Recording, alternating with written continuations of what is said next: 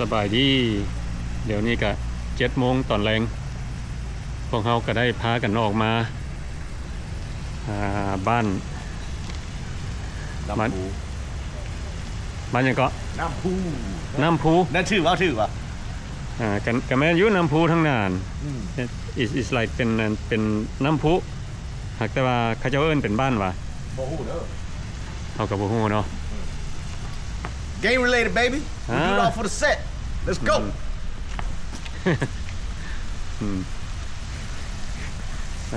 มื้อนี้อากาศดีเนาะ Man it's nice Ooh what's the moonlight lounge It's beautiful out tonight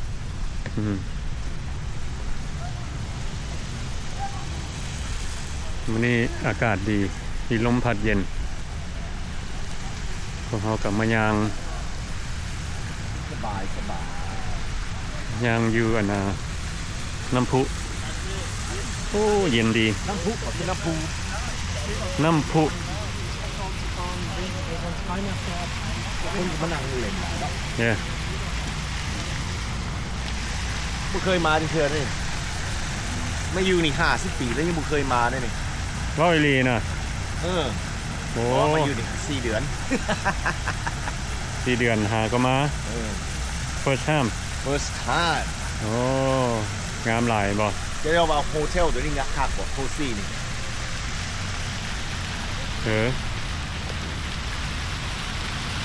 เป็นโฮเทลใหญ่เนาะนั่นสิเป็นMoonlight Lounge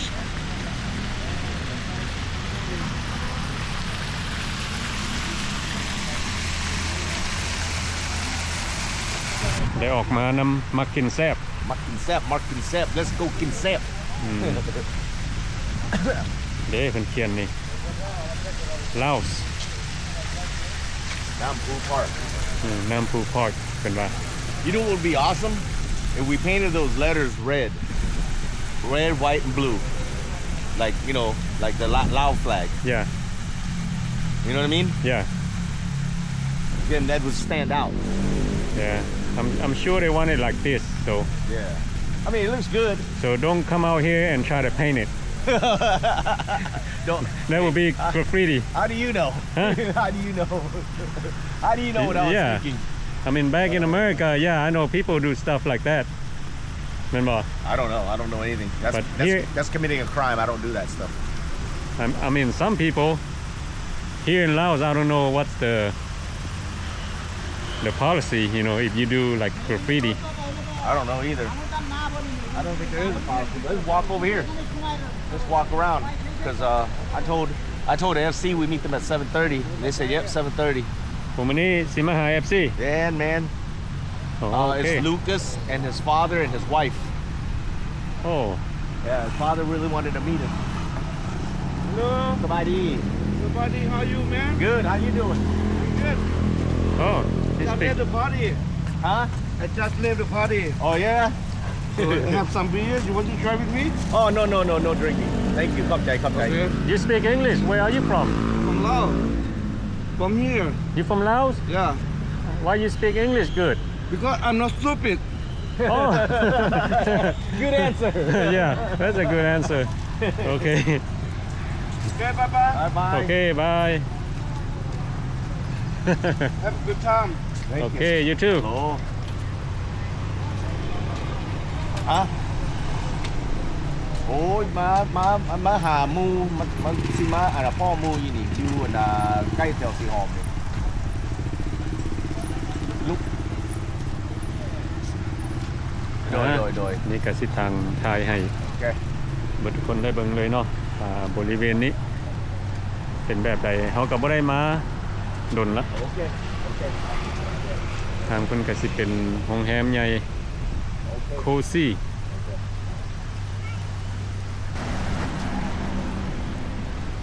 บ้านย่างไปกายขอบใจเด้อเบิดเดียวเพราะว่ามีหลายคนที่ Are you meeting with somebody over there?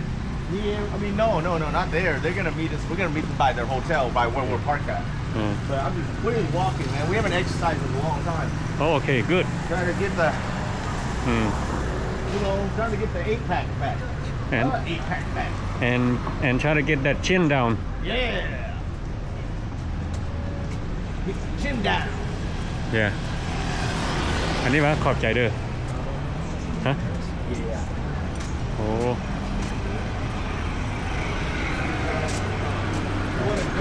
ขอบใจเด้อ They got like a fruit drink over there. yeah anything but alcohol Yeah, I'm not drinking alcohol today either. I gotta wake up early. Yeah. My uncle just called me. Told me, make sure I wake up early and go to his place.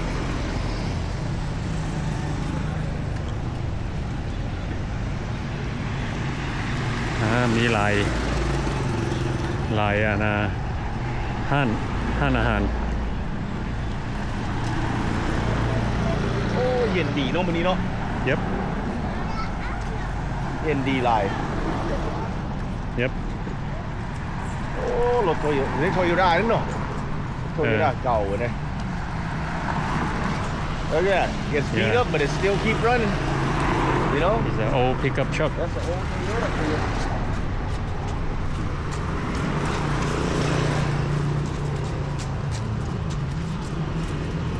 So they got live band at the DoubleTree every night, ฮะ and she's good. I heard her before. or the singer Yeah. So there's usually like 3 of them, but sometimes there's only 1 of them. Come on in, man. Come on. Come on in. oh we meet again hey No, no, no. I went ร้องหาเขาเจ้าดิดิตา Oh, โอ้ ฟังเพลง ไม่มีเงินแมน เออ เมืองลาวสบายได้แล้ว แมน โอเค ซื้อเบียร์ดื้อซื้อมันแพง โอ้เออ กินข้าวน้ำกันนะปิ้งหัว เอาเลยซันแซบเนี่ย แก้วเบียร์พร้อมนะ โอ้เจียวเพียพร้อม กินวะต้องกินวะ เออเอาเลยซันแซบโอเคเจอกันขอบใจหลาย He's smart. He gets some food, he gets himself some beer. Yeah. He likes to listen to some music. ๆแมน สบาย you know? ขณะเขาก็ซื้ออาหารมานั่งกินอยู่นี่นี่นั่งฟังเพลง so we don't have to you know คันเขาไปนั่งอีเพิ่น we gotta you know order the food from I them don't know, should we help him out? I mean, ฮะ should we help him out with a couple 100,000? It was okay. I think he's okay, huh? yeah he got a motorbike I don't want to offend him, you know what I mean? yeah or you can you know ask him if we can buy him drinks You know what? I'm going to go buy him a beer and give it to him. not beer Yeah, he's drinking beer. it's not good to buy people beer maybe soda Man, I love it when people buy me beer. Listen, Huh? that's okay. Bye. ซื้อน้ำซื้อหยังให้ก็ได้นี่ Hot Rock Cafe เบิ่งเลยป่ะ เคยไปแล้ว กูมีอย่างหรอก Hard Rock เขาบ่เคยย่างลงแบบแถวนี้จะเถื่อ You know, there's actually a lot of stuff that we don't get to touch and see and eat. Yeah. My family took me to a restaurant. I'm not even this. I don't know if it's this one, Gin 38. It might be this one, but it's a very expensive restaurant. I don't remember. Oh, what's that? Upper level. What kind of food is that, bro? I don't know Looks like I might be spending too much money if I go in there. yeah Look at all those cats in there. อันขายอาหารสมูทตี้ Look at that. I like that. She put the price on there. See man that? only 25,000 Yeah. you want it No, and the other one's the coconut's only 20,000. The coconut's all bubble pinyang. Just say alba. no if you want it No, I don't want it. We're about to go eat dinner. oh I don't want to ruin my appetite. You know what I mean? yeah Spa apartment. ถามดู$50บอสเดือนนึง ฮะ $50บอสเดือนนึงนี่ ป้า appointment wanna ask You ask. huh This is you to prove those other guys wrong. I don't know about here because here it look มันใกล้อันสีหอมดิแถวนี้มันอยากแพง เพิ่นเซาว่ะนี่อพาร์ตเมนต์เพิ่นเซาอ่ะ แม่น เป็นเดือนล่ะ 10 โอ้เดือนเจ้าบ่ฮู้เป็น คือบ่รู้คือแบบปัญหาของรถเข้าไปใน โอเคก่อน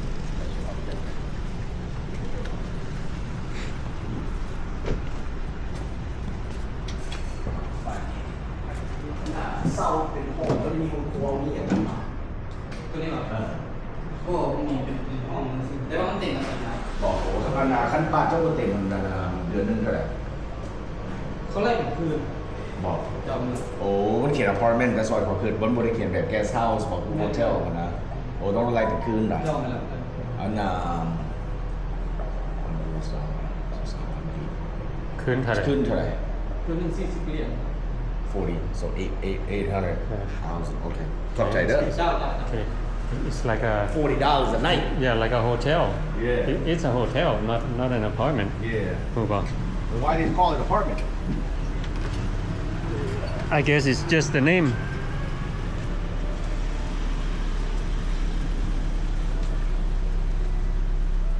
You know why 40 เหรียญเพราะว่าอยู่นี่มันแบบ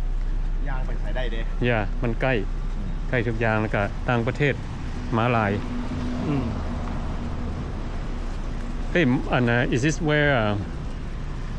เก็นแต่ปัญญามันบอก เขาขึ้นว่าหมอ ปัญญา เขาขึ้นว่าหมอน้อยมาอยู่นี่บ่แม่นเนาะ บ่ อืม มืดอยู่ใกล้ตลาดมืดคุณ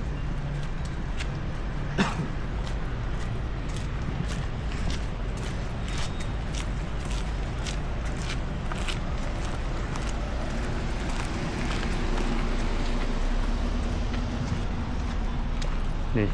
ยางมาฮอด นี่ลงไปนี่ก็เป็นสีหอมเลยนี่เฮ้ย แม่น สีหอมในมาร์เก็ต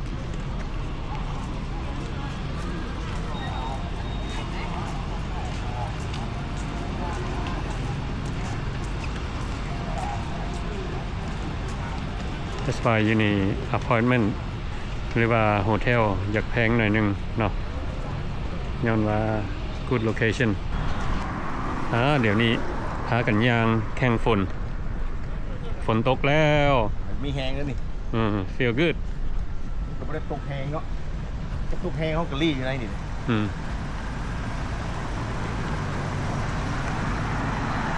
นี่เคยมากินนี่บ่นี่ The Pizza Company no แซ่บบ่ฮะ You know I was here with iFong and Nguyen Noi from Seattle นะ right here It's a company yeah was it good yeah was it crispy yeah it was good you sure it was good but pricey I don't care about the price but was it good yeah it's I don't good mind paying for good food you know เขาบ่เคย I'm never gonna not pay for something I want to eat แต่แซ่บอยู่ yeah คันบ่แซ่บเขาจ่ายแพง price นี่เพราะว่าเขาจ่ายให้เด้ you know what I mean but you know it's pizza you know คนมักกินพิซซ่าOh, I know good pizza. And Frank, he took us to Al Capone Pizza. Now that's good pizza, bro. That's really good pizza. Oh, snap. I got to take some money out to give to my uncle tomorrow. นี่โรงแรมลาวพลาซ่า เอาเงินออกกันเพื่อเดียว โอ้ Indochina Bank My favorite bank. Yep อันนี้เว้าให้พี่น้องฟังเลยเนาะthis is like our favorite ATM machine สิเป็น ATM machine ที่พวกเขามักใช้เนาะเพราะว่าตัวนี้เขาสามารถเอาเงินออกได้3ล้านหากแต่ว่าสิเป็นวันชามเนาะวันชามเขาออกได้3ล้านแล้วเขาก็ออกได้อีก 2-3 เทื่อพุ่นละเนาะ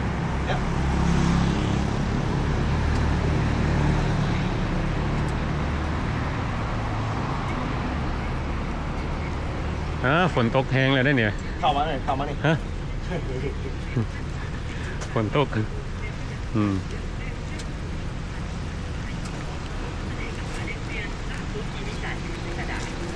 จะลดเงินที่ทานต้องการขาย C เลือกจุดประสงค์ในการให้ธุรกรรมยืนยันการขายกดยืนยันการขายและการแจ้งเตือนสถานะการขายเป็นขั้นตอนที่5ขั้นตอนการถอนเงินจากกระเป๋าหรือ wallet มาฮอดอันพรพระสุด Guest House อันนี้ก็สิเป็นห้องแรมที่ FC เพิ่นมาแม่นบ่เพิ่นอยู่ห้องแรมตัวนี้บ่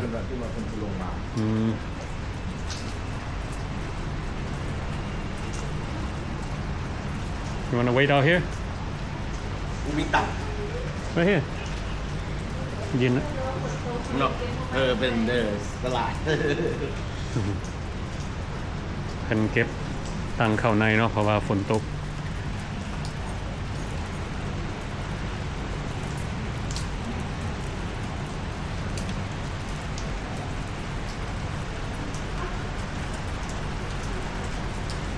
เห็นบ่ฝนตกก็ยังมีคนย่างแข่ง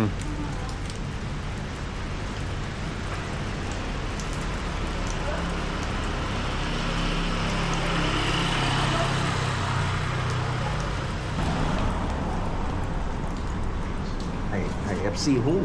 โอ้ you know มี breakfast is scrambled eggs ตัวสองเตียงนี่ขึ้นเท่าใดสองเตียง 400 400,000คือกันบ่เจ้า โอ้400,000คือกัน โดยตัวนี้จะมีอาหารเช้าแต่เสาร์อาทิตย์จะมีเป็นมีข้าวเปียกกับมีเนื้อตุ๋น โอ้400,000มีอาหารเช้ามานำ โอเคเด้ โอเค ดีเด้ Yeah. เขาอยากกินหลายชิ้นไหนก็ได้แบบนั้น คนหนึงต่อ10หนึ่งเจ้า ว้าวไปก็มากินไข่หลาย บ่ฮั่นว่าใครหรือว่าข้าวจีหยังฮั่นว่าเป็นข้าวจีหยังก็สามารถแจ้งพนักงานตอนเช้าตื่น Okay.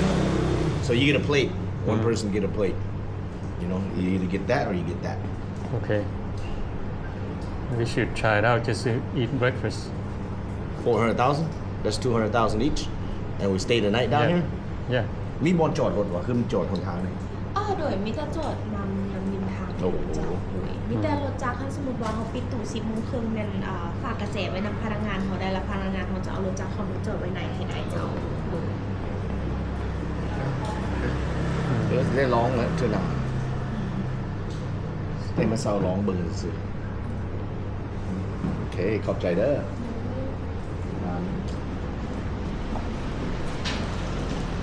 we'll just stand out here and wait for him.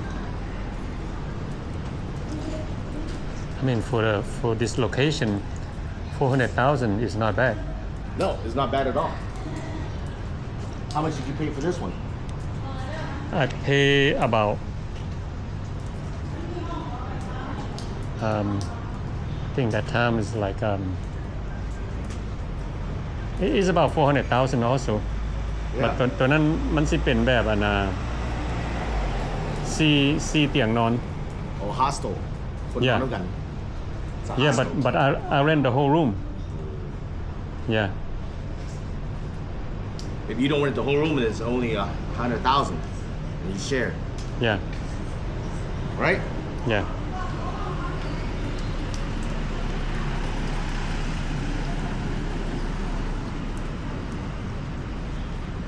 What? If you get a double room window, what do you see for an extra so it's 500,000 for a room with a window. It's 400,000 for these two. Yeah. Yeah. Hi. สบายดี สบายดี สบายดี How you doing? โอ้สบายดี สบายดี สบายดี สบายดี สบายดี เบิ่งคู่มืออยู่ได้หั่น สบายดี มักจบ มาแต่ใส่เนาะ มาแต่อาร์เจนตินา อาร์เจนตินาว้าว ก็อยู่ต่างประเทศดูประเทศอาร์เจนตินา เดี๋ยวนี้มาอยู่เยอรมัน Germany. คนกำลังตก Yeah, what do you guys feel like eating? ไปกินยัง ยังจะกินนะ ก็กินเนาะ อยู่อาร์เจนตินานี่เจ้าไปโดนแล้วบ่ มันก็180 มันก็180ว้าว ประเทศมันเข้าไปน้อยกว่าหมู่250ครอบครัว 250 family went โอ้โอเค from Laos to Argentina. So you guys speak English too, right? Yeah, we do. Oh, you Argentina กับเพิ่นเว้าภาษาหยังซั่น Spanish ป่ะ ภาษาสเปน ภาษา Spanish โอ้โอเค แต่ว่าเขาจะเขียนภาษาอังกฤษ เรียนภาษาอังกฤษ อังกฤษก็เก่งได้ โอ้ดี โอ้ยินดีที่ได้ฮู้จักเด้อเออ ใส่หูจัก and ไปเที่ยวเสร็จแล้วไปกินเสร็จแล้ว like where have you eat เดี๋ยวนี้จักสื่อไปกินทุกเดียว You guys are the locals What what are you craving พ่อเป็นลาบ จะลาบ พ่ออยากลาบเป็น did you you guys gone to Three Sisters That's a restaurant yeah Yeah sure no, have you been there We have It's okay I wonder I'm hoping they're still open I did bring my car if you guys want to ride Sure. or do you guys want to walk in the rain she's like no I'm riding all right let's ride ไปกับรถเด้อ เออ I brought my tour guide car nice มาเห็นหน้าตัวจริง โอ้ดีใจที่ได้มาเจออันมาน้ำกัน3คนนี่บ่ว้าวอันนี้อันเจ้าชื่อหยังก็ หวัน ชื่อหวัน ใช้สวรรค์ ไซสวรรค์โอ้อันนั้นเป็นลูกชาย ลูกชายเกิดอยู่อาร์เจนตินา โอ้ ลูกไทย ลูกไพ่ลูกไพ่นี่สิเป็นคนอาร์เจนตินาเลยเนาะโอ้ลูกชายเกิดอยู่คุณเราก็ยังเว้าภาษาลาว มันมาเรียนภาษา มันเป็นหลายภาษาเลย7-8 ภาษาพูดกัน ว้าวเป็น 7-8 ภาษาพุ่นนะ มันมาเรียนภาษา ภาษาลาวมันเรียนมันเขียนมันอ่านก็เป็นเลยมันเรียนผู้เดียวมัน โอ้ นั่นเพื่อพอว่าวนอีกมันก็สอนมันเลยห้ามบ่ได้เว้าโดนเนาะมันก็มันบ่แม่นมันเถียงมันบอก เป็นเจ้าก็ไปอาร์เจนตินาแต่ตอนยังน้อยคนตัว 15 ปี So we didn't have อายุ15 ปีเนาะ 16 โอ้ไปเอายีนอกก็สบาย คนบ้านนอกมากนอก คนบ้านนอก คนบ้านนอกมักนั่งยีนอกอยู่แล้วเฮาโอเควันนี้พ่อเฮาก็ได้มาหานปิ้งเป็ดนาไซเพิ่นว่าสิอยู่บ้านนาไซ เลือดแปลงอยู่ได้เลือดแปลงคือกินเลือดแปลง จาก มีรับเลือดเป็น เลือดแปลงกับสัน เลือดแปลงฮะเอาให้แล้วถ้วย you don't want to do แปลงจาก the blood the blood I don't like blood ไอ้จะเพื่อนนั่นแหละจานนึงเพื่อน แกงเป็ดเอา แกงเป็ดเอา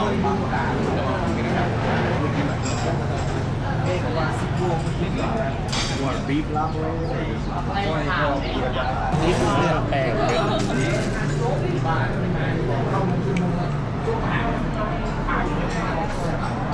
ร้านนี้ก็ไปเราจะกินลาบเลือดแปลงบ่มีเขาจะไปซื้อเป็ดอยู่ไว้กินทำไมวะ ได้กินได้เนาะวันนี้เนาะได้มาพอถือได้เนาะ บ้านนี้ไปกับร้านสาวร้านข้าวสั่งรับว่าท่านนี่ นี่ได้ออกข้าวเหนียวมาให้หน่อยปะ มีข้าวเหนียวจัดติ๊บ ซีติ๊กก็ได้ก่อน ไต้หวันนี่กินลาบเลือดเป็ดมื้อไหนเนาะ เลือดแปลงเป็ด เลือดแดง ได้มาแล้ว มื้อนี้ก็ได้ออกมานำมักกินแซ่บมื้อนี้เพิ่นบ่ได้เฮ็ดวิดีโอเนาะพักผ่อนกินลูกเดียว I need a break sorry I like to eat วันนี้เขาก็ดีใจเนาะได้มาเจอ FC มาจากอาร์เจนตินามาจากอาร์เจนตินาไต้หวันแล้วก็ลูกชายเพิ่นลูคัสเนาะชื่อลูคัส แม่นแล้ว แล้วก็เมียของลูคัสนี่ชื่อหยังก่อน ลูซี่เด้อ ลูซิน่าโอ้ ลูซี่ล่ะ ลูซิล่าโอเคGet it right bro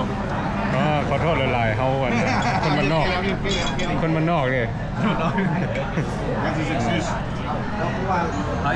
I know she's watching she's gonna watch the video so somebody man แม่เพิ่นอยู่แม่เพิ่นอยู่อาร์เจนตินาน่ะ เบิ่งของมือเลย บอก ไม่ได้มาป่ะlet me get the camera สบายดีฮะกิ้งสบายดีอะกิ้งสบายดีเด้อมากินแซ่บน้ำกันเด้อ มาเด้อมาหยามเมืองลาวเนาะโอ้มื้อนี้ก็ดีใจหลายได้มาเจอได้มาเจอ FC งามแท้ งามบ่ งามสบายใจสบาย โซนะ อาหารมันแซ่บ อาหารแซ่บพุ่นน่ะปีหน้ามาอีกบ่ มีน่าสมากครับ โอ้ มาได้มาได้ เอ้มาได้ปีหน้านะปีหน้ามาอยู่อ่าวดน stay longer next year yeah I mean we have to because yeah It's a long trip yeah อันจากอาร์เจนตินานี่จักชั่วโมงจนมาฮอดลาวนี่ 10 ปลาย 38ชั่วโมง 30 ไป ว้าวไก่ That's longer than America yeah มาฮอดเยอรมัน15 ชั่วโมงแล้วจากอาร์เจนตินามาฮอดเยอรมัน15 ชั่วโมงมาฮอดสเปนนะ11 12 ชั่วโมงจากสเปนมาเยอรมัน3 ชั่วโมง โอ้สเปนมาหาเยอรมัน3ชั่วโมง มันอยู่ยุโรปด้วยอยู่ใกล้ๆ ว้าว Argentina to Spain is 15 hours it's around 12-13 like he made a connection flight in Spain